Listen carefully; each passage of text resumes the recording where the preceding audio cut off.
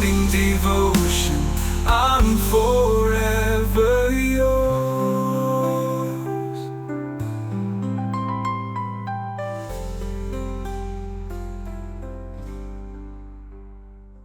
Praise God, hallelujah. കർത്താവ് നിങ്ങളെ ധാരാളമായി അനുഗ്രഹിക്കട്ടെ.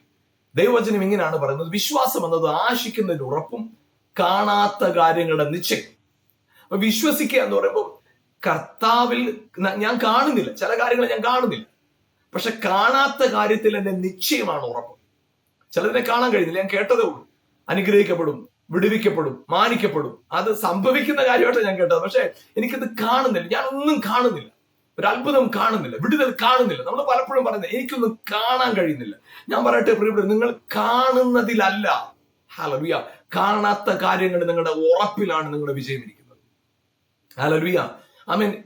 ഇന്ന് പകൽക്കാലം നിങ്ങളുടെ ജീവിതത്തിനകത്ത് നിങ്ങൾ എടുത്തു വെക്കുന്ന ഓരോ സ്റ്റെപ്പിലും കാണാത്ത കാര്യങ്ങളുടെ നിശ്ചയം, കണ്ട കാര്യത്തിലല്ല, കാണാത്ത കാര്യങ്ങളുടെ നിശ്ചയം നിങ്ങളുടെ ജീവിതത്തിന്റെ അവസ്ഥകളെ മാറ്റിമറിക്കും.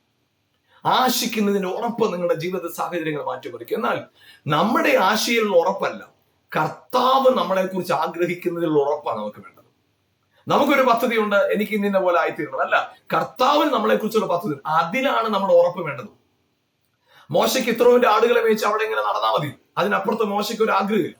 പക്ഷെ ആ മോശയുടെ അകത്ത് ഒരു ആഗ്രഹം ഇട്ടും ഇത്രയും വലിയ ജനത്തെ ഈ വലിയ അടിമത്വത്തിന് പുറത്തു കൊണ്ടുവരണം.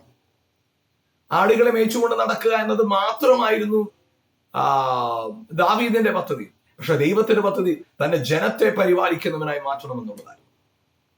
അപ്പന്റെ വീട്ടിൽ വസിച്ച സഹോദരങ്ങളുടെ കാര്യങ്ങളൊക്കെ അപ്പൻ്റെ അടുത്ത് ചെന്ന് പറഞ്ഞ് ജീവിതം അവിടെ കൊണ്ട് തീർക്കാനായിരുന്നു യോസഫിന്റെ പദ്ധതി. എന്നാൽ ദൈവത്തിന്റെ പദ്ധതി രാജ്യങ്ങൾക്ക് അനുഗ്രഹമാക്കിയിരുന്ന ഒരു യോസഫിനെ കുറിച്ചുള്ളതായിരുന്നു. പ്രിയപ്പെട്ടവർ, ഞാൻ പറയട്ടെ, നിങ്ങളുടെ ജീവിതത്തിൽ എവിടെയെങ്കിലും ഹല്ലേലൂയ നിങ്ങളുടെ ഹിതത്തിന് നിങ്ങൾ കീഴ്പ്പെട്ട് കിടക്കുന്നെങ്കിൽ അതിന്റെ പേരല്ല വിശ്വാസം.